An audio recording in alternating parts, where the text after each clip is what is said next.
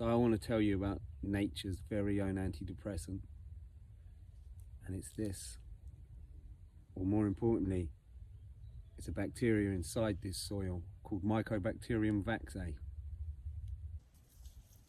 So once you have your soil, all you do is simply smell and breathe it in. And it's the Mycobacterium vaccae that gives carrots and beetroot that earthy taste. And it's what gives wine, chocolate and cheese their unique flavours.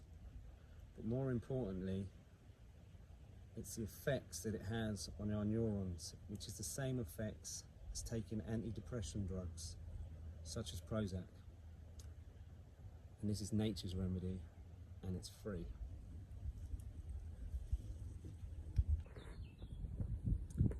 If you or anyone you know is suffering from mental health issues,